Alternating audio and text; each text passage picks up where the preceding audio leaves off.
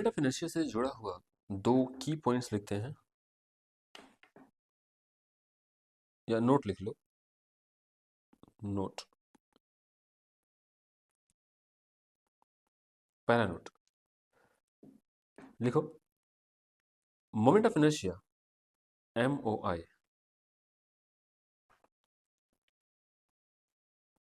Moment of inertia does not change. Moment of inertia does not change. Does not change if mass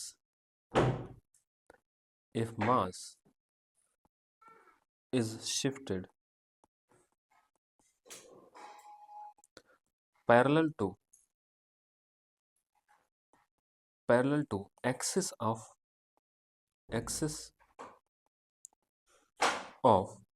rotation. इसका मतलब क्या, पहले ये समझो। मान लो अगर ये वर्टिकल डायरेक्शन में एक्सिस ऑफ रोटेशन है, मान लो यही एक्सिस ऑफ रोटेशन है। इस एक्सिस ऑफ रोटेशन के अबाउट एक छोटा सा, मान लो मेरे पास पॉइंट पार्टिकल है, एक कागज का एक छोटा सा पॉइंट पार्टिकल बना लेते हैं। मान लो ये एक्सिस है, एक्सिस से r डिस्टेंस पर एक पार्टिकल है। अगर इस पार्टिकल की मैं अभी मोमेंट ऑफ इनर्शिया पूछूं, मान लो मास m है और ये लेंथ r है, तो आप बोलोगे sir m into are square. ठीक, फिर मैंने बोला कि इसी पॉइंट पार्टिकल को अगर मैं एक्सिस के पैरेलल ही ऊपर की तरफ शिफ्ट कर दूं, अब नया मोमेंट ऑफ इनर्शिया क्या होगा? अब नया मोमेंट ऑफ इनर्शिया निकालना है तो मास तो बदला नहीं है, क्या लेंथ बदला क्या? यहाँ से यहाँ तक डिस्टेंस बदला क्या? भाई अगर आपने पैरेलली शिफ्ट किया है तो ये वाला लेंथ तो बदलेगा नहीं।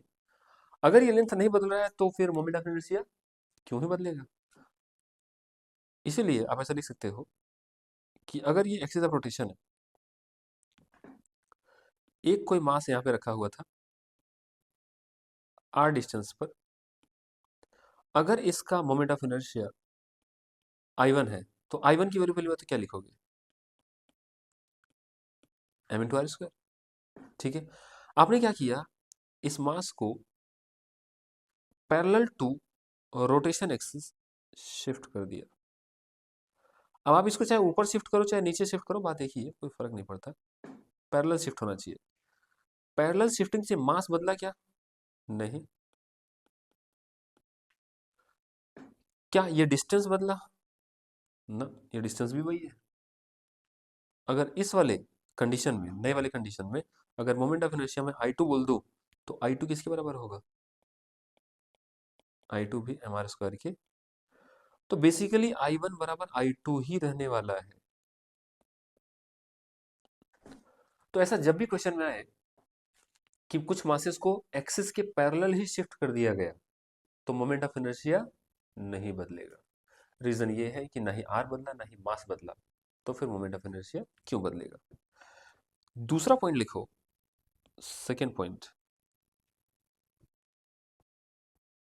लिखो। Moment of inertia does not change. दूसरा पॉइंट है does not change if mass is if mass is if mass moves along circular path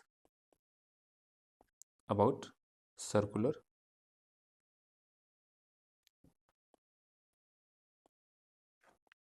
path around axis of rotation। इसका मीनिंग समझो। सपोज करो ये एक्सिस ऑफ रोटेशन है और एक particle को अभी यहाँ पे रखा हुआ है। अगर इसको सर्कुलर एक मान लो ये आर अभी डिस्टेंस है, इसको एक सर्कुलर पाथ में अगर आप इधर रोटेट करा दो तो क्या इसका रेडियस बदल जाएगा क्या?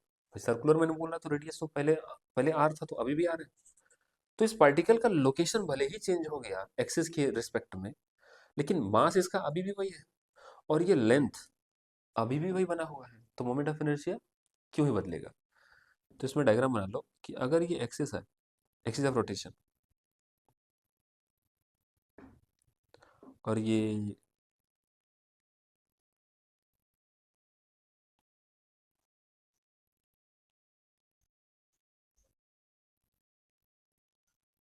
सही से थोड़ा सा इसको बनाते हैं। एक्सिस ऑफ रोटेशन यहाँ पे है, अगर मास यहाँ पे रखा था, इस मास को आप रोटेट करा के, इस मास को आप मूव करा के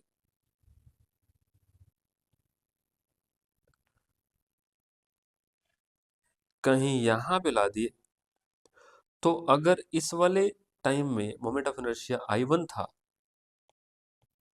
और इस वाले टाइम में मोमेंट ऑफ इनर्शिया I2 है, तो वो दोनों बराबर ही होने वाले हैं, क्योंकि अलोंग द सर्कल अगर आप मूव करते हो तो मोमेंट ऑफ इनर्शिया पे कोई फर्क नहीं पड़ता। रीजन, भाई आर तो आर ही रहा और मास भी सेम ही रहा, तो फिर मोमेंट ऑफ इनर्शिया क्यों ही बदलेगा। अब ये दो पॉइंट्स बहुत ज्यादा इंपॉर्टेंट इसलिए है क्योंकि इन्हीं पर बेस्ड कुछ क्वेश्चन अभी देखो हम लोग करते हैं, फिर आपको आइडिया लगेगा। जैसे देखो moment of inertia of uniform ring, heading लिखो moment of inertia, MOI, moment of inertia of uniform ring.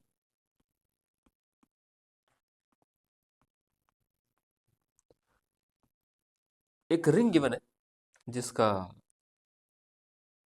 Diagram मैं एक बार बना देता हूं। मान लो ये रिंग है, रिंग, ठीक है। इस रिंग का मास m है और रेडियस r है, ऐसा गिवन है, ठीक है। सवाल ये पूछा गया है, पहले तो इसको थोड़ा सा ऐसे ही बना देते हैं। हम्म,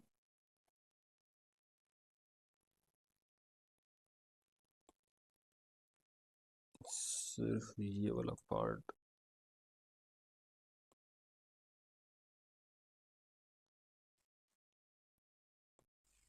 ये तो पूरा ही आ जाएगा, ठीक है।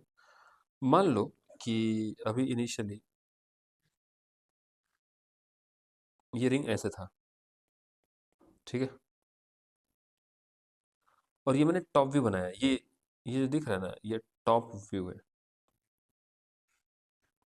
इसी वाले रिंग को साइड से जब मैंने देखा तो ये नजर आएगा, और जब मैंने टॉप से देखा तो ये नजर आएगा, सर्कल है ना।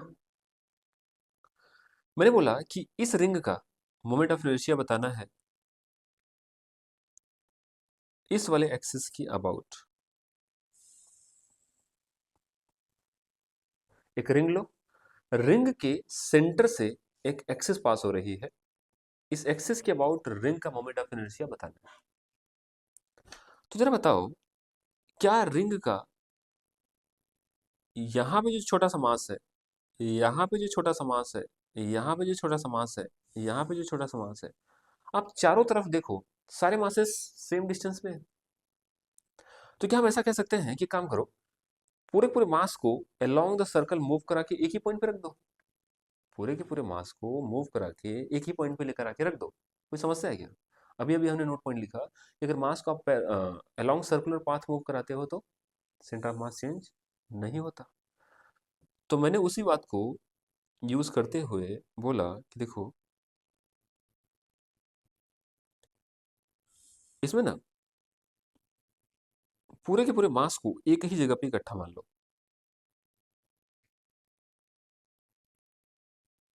इन सारे सर्कुलर पाथ से हमने मास को लिया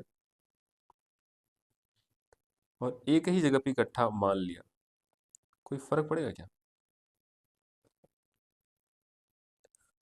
और ये जो मास बना, ये कितने डिस्टेंस पे है, आर ही डिस्टेंस पर तो है। तो इसका मोमेंट ऑफ इनर्शिया और इसका मोमेंट ऑफ इनर्शिया सेम ही होने वाला है, क्योंकि सिस्टम एक ही है। तो बताओ, रिंग का मोमेंट ऑफ इनर्शिया क्या m इंटू आर स्क्वायर ही आ गया। कैसे? इसका मास m है, रेडियस r है, ये तो पॉइंट मास जैसा बन गया केस। तो moment of inertia is m into are square. ध्यान क्या रखना है? एक्सिस। ध्यान क्या रखना है? एक्सिस का, कि ये अपना इस वाले एक्सिस के अबाउट मोमेंट ऑफ इनर्शिया लिखा है हमने। अगर मैं आपसे बोला होता, मान लो इसका बी वाला केस लिखते हैं, केस बी। अगर पूरा पूरा रिंग ना होता, रिंग का मतलब हाफ हाफ रिंग होता, उस केस में क्या बनता देखो। मान लेते हैं कि हमारे पास सिर्फ हाफ रिंग है। इसको आप डायग्राम ऐसे बना लो, सिर्फ आधा रिंग है, मैं टॉप व्यू ही बना रहा हूँ, ठीक है। ये हाफ रिंग है, इस वाले एक्सिस के अबाउट, इस वाले एक्सिस के अबाउट अगर मोमेंट ऑफ इनर्शिया पूछा जाए, ध्यान रहे रिंग नीचे रखा हुआ है प्लेन पे, और एक्सिस मैंने वर्टिकल बना दिया, और ये एक्सिस यहां से पास हो रहा है, ये इसका सेंटर ऑफ मास नहीं है, सेंटर ऑफ मास से कंफ्यूज मत करना। तो इस एक्सिस के अबाउट मोमेंट ऑफ इनर्शिया अगर पूछा जाए तो आंसर कैसे निकालोगे? सेम तरीका। बताओ, क्या यहाँ पे जो मासेस रखे हैं, सारे मासेस को शिफ्ट करके मैं कहीं एक ही जगह इकट्ठा कर लूँ तो क्या ही फर्क पड़ जाएगा, है ना? मोमेंट ऑफ इनर्शिया तो सेम ही रहने वाला है। इसका मतलब ये हुआ कि इसको मैं ऐसा कर सकता, देखो ये जो सिस्टम है ये बेसिकली इक्विवेलेंट है इसके।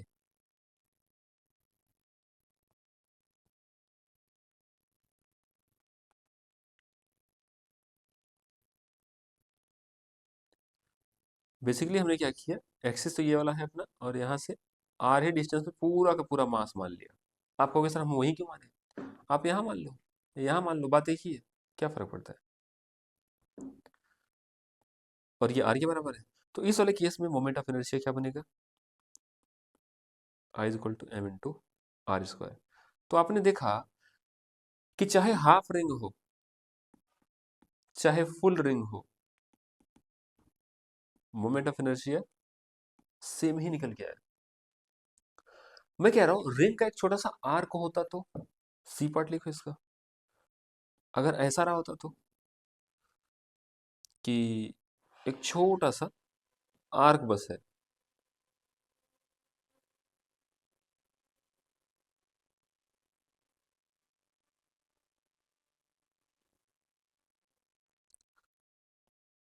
ये थीटा में दिया हुआ है, बस इतना ही लेंथ रिंग का अवेलेबल है, जिसका मास m है और रेडियस r है। अगर इसका मैं इस वाले एक्सिस के अबाउट मोमेंट ऑफ इनर्शिया पूछता तो आंसर क्या बताते? अगेन ये सिस्टम किसके इक्विवेलेंट होगा? सारे मासेस को एक ही पॉइंट पे मान लो, क्या फर्क पड़ता है? सारे मासेस को एक ही पॉइंट पे सेंटर्ड मान लो, r डिस्टेंस पे। तो आई कितना हो जाएगा? अगेन आई कितना हो जाएगा?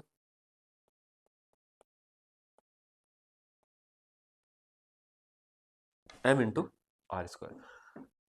तो जो मोमेंट ऑफ इनर्शिया की वैल्यू पूरे रिंग का होता है, वही हाफ का होता है, वही क्वार्टर का होता है, वही एक आर्क का भी होगा। बस ध्यान ये रखना है कि ये जो मास है ना, ये मास इसका अपना मास होना चाहिए, कंप्लीट रिंग का मास नहीं है। जो दिख रहा है रिंग उसका मास है ये, ठीक है। एक क्वेश्चन करते हैं तो आपको आइडिया लगेगा अभी कि क्या मैं बोलना चाहता हूँ। जैसे मान लो एग्जांपल है, हमने क्या किया, एक रिंग लिया, एक यूनिफॉर्म रिंग है जिसका मास m है और रेडियस r है। इसका कुछ हिस्सा मैंने कट कर दिया, कुछ हिस्सा इसका कट करके निकाल दिया, और जो हिस्सा बचा हुआ है वो मैं अब आपको दिखा रहा हूँ। अच्छा, इस गिवन वाले रिंग का अगर मोमेंट ऑफ इनर्शिया पूछता इस वाले एक्सिस के अबाउट, तो आप एम आर स्क्वायर बोल देते, वो सही बात है। मैंने क्या किया, इसका कुछ हिस्सा ना रिमूव कर दिया, और रिमूव करने के बाद जो बचा हुआ है वो मैं ड्रॉ करने की कोशिश कर रहा हूँ।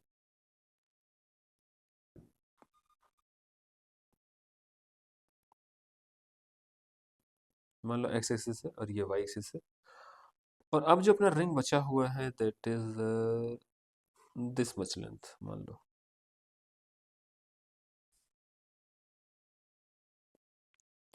बाकी का हिस्सा मैंने उड़ा दिया, मतलब किसी तरीके से कट वट करके निकाल दिया। तो बचा हुआ जो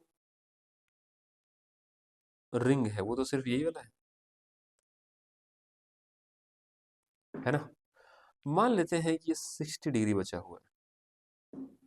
ध्यान रहे, कंप्लीट रिंग का जो मास था वो m था, रेडियस r था, और हमने उसका कुछ पोर्शन निकाल दिया। 60 डिग्री पोर्शन बचा है, 60 डिग्री आर्क बचा हुआ है। अब बोला है इस वाली एक्सिस के अबाउट ये जो बचा हुआ सिस्टम है इसका मोमेंट ऑफ इनर्शिया बताना है। क्या इसका मोमेंट ऑफ इनर्शिया आ जाएगा? भाई हमें ये तो पता है कि कोई भी सर्कुलर आर्क हो या सर्कल रिंग हो या रिंग का छोटा सा हिस्सा हो, moment of inertia M R square होता है इस वाली एक्सिस के अबाउट। लेकिन मास कौन सा होता है? जो एक्चुअल बचा हुआ मास है।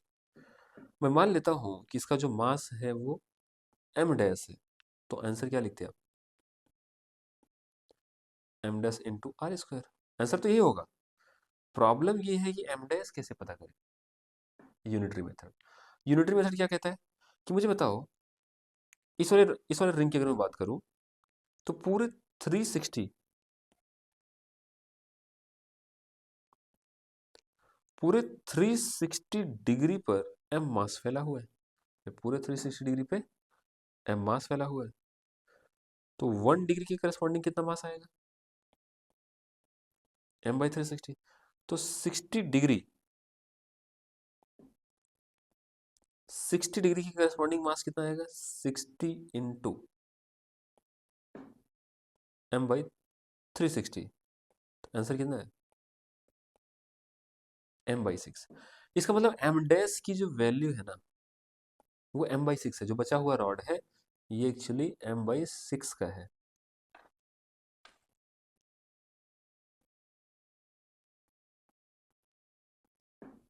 एम बाई 6 का। इसका मतलब इसका मोमेंट ऑफ इनर्शिया क्या हो जाएगा? आई इज इक्वल टू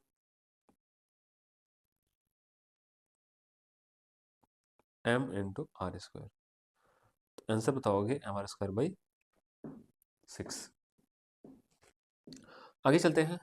अब हम करेंगे moment of inertia of disc करते हैं। अभी हमने रिंग की बात किया, अब हम डिस्क की बात करते हैं।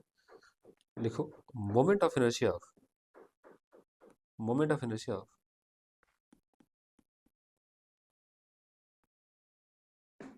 डिस्क। मान लिया एक ऐसा डिस्क गिवन है,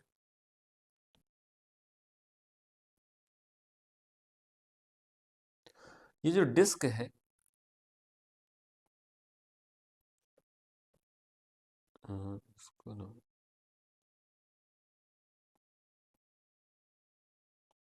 ठीक है, ये डिस्क है। इस डिस्क का मास m है और रेडियस r है।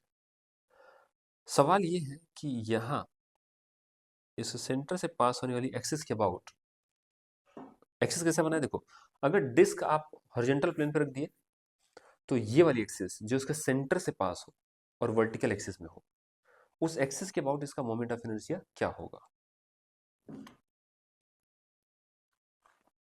अगर आप चाहें तो मैं थोड़ा सा इसको, जैसे देखो, अगर मैं इसको एक्स एक्सिस बनाऊं, इसको वाई एक्सिस बनाऊं, तो बाहर की तरफ आता हुआ जेड एक्सिस होगा। तो मैं बेसिकली इसमें क्या पूछना चाहता हूं?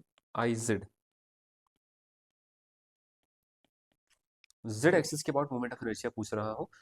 इसी को मैं आई बोल दूं, कोई फर्क नहीं पड़ता। अब ये मोमेंट ऑफ इनर्शिया कैलकुलेट कैसे किया जाए? देखो इंटीग्रेशन वाला जो मेथड है वो हमेशा वर्क करेगा। इंटीग्रेशन वाला मेथड हमेशा वर्क करेगा। पर इंटीग्रेशन वाला मेथड अप्लाई कैसे करते हैं ये इंपॉर्टेंट है। तो ऐसे में जरा बताओ, अगर मैं आपसे पूछता कि यार ऐसा मान सकता हूं क्या कि ये जो डिस्क है ये बहुत सारे रिंग से मिलके बना हुआ है।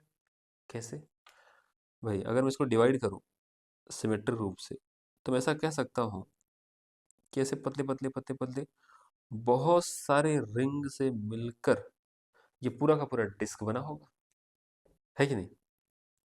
बहुत सारे रिंग से मिलके ये डिस्क बना होगा। तो मैंने इसी कॉन्सेप्ट को यूज किया। मैंने बोला कि यार एक काम करते हैं, एक्सिस से आर डिस्टेंस पे जाते हैं और एक रिंग बना लेते हैं। क्या बना लेते हैं? रिंग।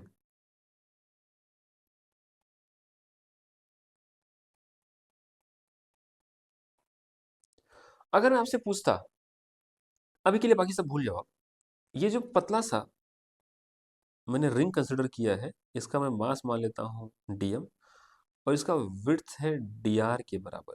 जिसकी चौड़ाई है, चौड़ाई वो डीआर के बराबर है। ध्यान रहे, चौड़ाई में इसको बोल रहा हूँ, इसको, इसकी चौड़ाई डीआर के बराबर है। सवाल ये है कि moment of inertia of element is, क्या लिखोगे? सवाल क्या बोला मैंने? Moment of inertia of element ring about Z axis, क्या लिखोगे? भाई रिंग का तो मोमेंट मोमेंट ऑफ इनर्शिया आपको पता ही है, तो रिंग का मोमेंट ऑफ इनर्शिया आप क्या लिखते हो? I is equal to M are square. लेकिन क्योंकि इस रिंग का मास बहुत छोटा है, मास इसका बहुत ही छोटा है, डीएम लिया ना, तो इस गिवन रिंग का जो मोमेंट ऑफ इनर्शिया लिखूंगा, अब मैं डीआई क्यों लिख रहा हूँ? क्योंकि छोटे से मास का मोमेंट ऑफ इनर्शिया लिख रहा हूँ, तो मैं डीआई यूज कर रहा हूँ। तो d I is equal to d m into are square लिख सकता हूँ कि नहीं? D I is equal to d m into are square, छोटे से एलिमेंट का। ध्यान दें, अगर मैं दोनों तरफ इंटीग्रेशन लगा दूं, तो लेफ्ट साइड टोटल इंटीग्रेशन क्या बनेगा?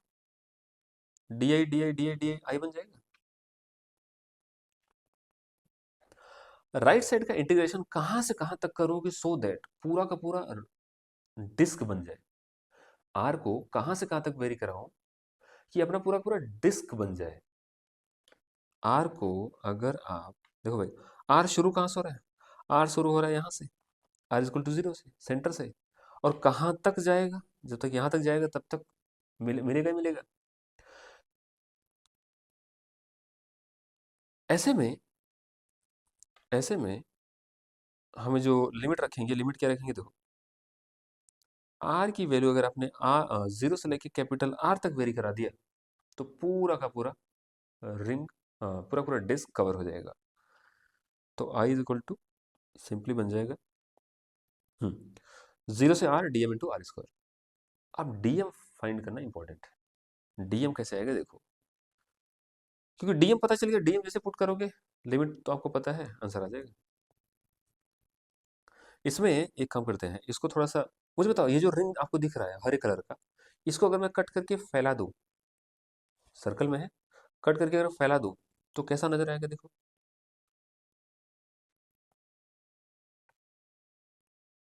क्या एक स्ट्रिप जैसा नजर आएगा? और ये वो स्ट्रिप है, ये वो स्ट्रिप है जिसकी लेंथ कितनी आएगी? 2.2 स्मॉल आर। एक सर्कल है आर रेडियस का, स्मॉल आर रेडियस का, तो उसका पूरा लेंथ कितना होगा? Circumference 2 pi r. और ये जो विड्थ है, ये विड्थ कितना बना? डी आर के बराबर। कंसिडर किया था ना पहले ये, है ना? तो क्या एक रेक्टेंगल बना?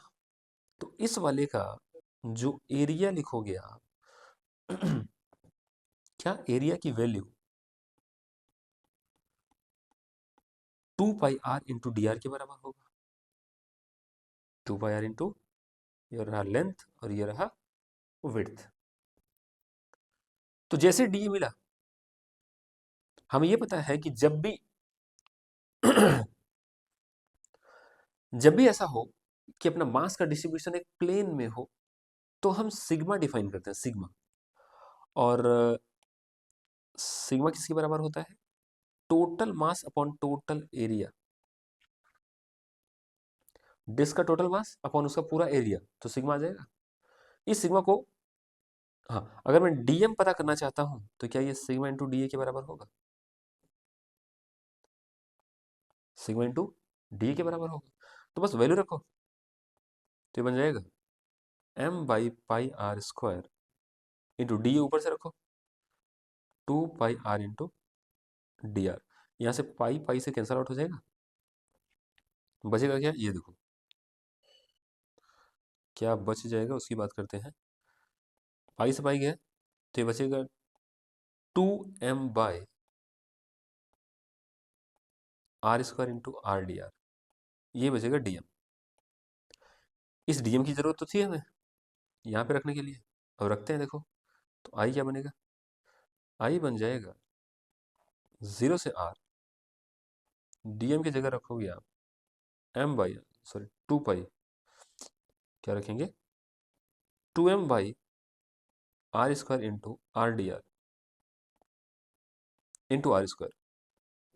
अब इसको आप 2m/r स्क्वायर को बाहर ले लो, अंदर बचेगा आर क्यूब, और आर क्यूब का r cube into d r, 0 से r तक। इसको जब आप सॉल्व करोगे तो मैं थोड़ा जल्दी कर देता हूँ वरना वीडियो बहुत लेंदी हो रहा है। 2 पाई इंटू आर स्क्वायर, इसका इंटीग्रेशन r4/4 होगा, लिमिट रखोगे तो r⁴/4 बन जाएगा।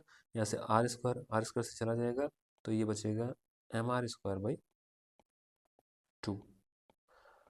तो moment of inertia of disc, moment of inertia of disc about, जो उसका अपना सेंटर से पास होने वाली एक्सिस परपेंडिकुलर टू प्लेन, अगर आप पूछोगे तो mr²/2 होता है। सिमिलर तरीके से जब मैंने रिंग का पूछा था आपसे, तो आपने बताया था mr²। आप देख सकते हैं कि अगर ये डिस्क, सॉरी, अगर ये रिंग होगा, मास m रेडियस r, तो इस वाले एक्सिस के about moment of inertia m into are square निकल के आता था। जबकि अगर ये डिस्क हुआ, मास m रेडियस r, अब इस वाले एक्सिस के अबाउट मोमेंट ऑफ इनर्शिया जो आएगा वो आया है mr²/2, mr²/2। इसका मतलब डिस्क का मोमेंट ऑफ इनर्शिया रिंग के मोमेंट ऑफ इनर्शिया से कम होता है, अगर मैं इस वाले एक्सिस की बात करूं, इस वाले एक्सिस की बात करूं तो। अब अगर मैं बात करूं कि यार कंप्लीट डिस्क ना हो कि आधा डिस्क होता, तो देखो हाफ डिस्क, अगर आपके पास हाफ डिस्क हो तो आंसर क्या निकल के आएगा,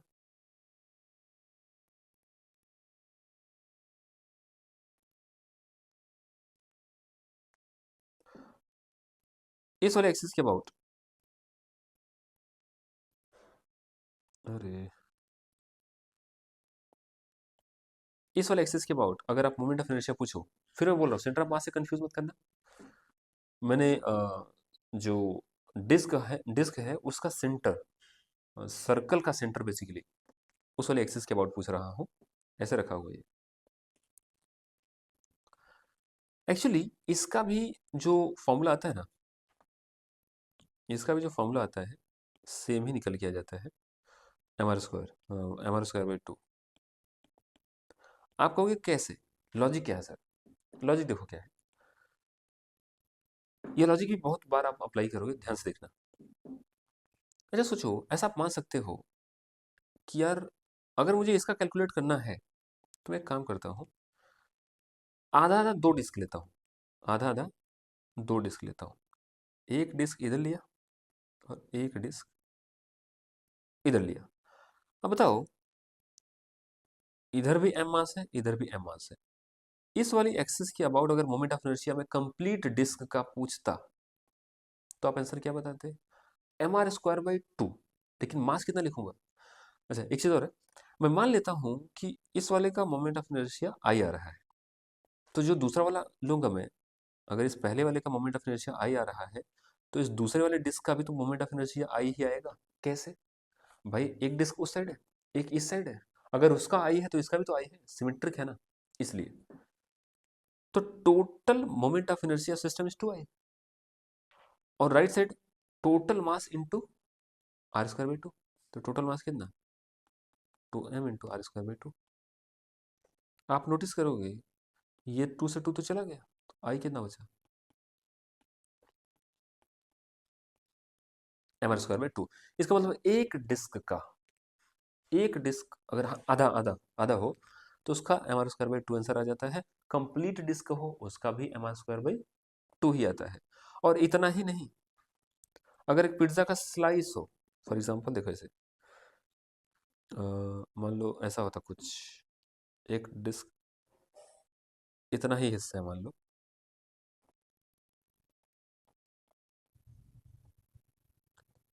ये थीटा एंगल पे है, डिस्क का ही हिस्सा है ये, लेकिन इसका मास m है और रेडियस r है। अगर इस वाली एक्सिस के अबाउट अगर मैंने आपसे मोमेंट ऑफ इनर्शिया पूछा होता तो आप सेम ही आंसर देते, m are square by two. तो आगे से हम ध्यान रखेंगे कि चाहे डिस्क हाफ हो, चाहे क्वार्टर हो, चाहे कोई इसका स्लाइस हो, moment of inertia M R square by two ही आएगा। ये सारा कुछ सिमिलर है अगर देखा जाए तो रिंग के, है ना। तो आज की क्लास में फिलहाल इतना ही।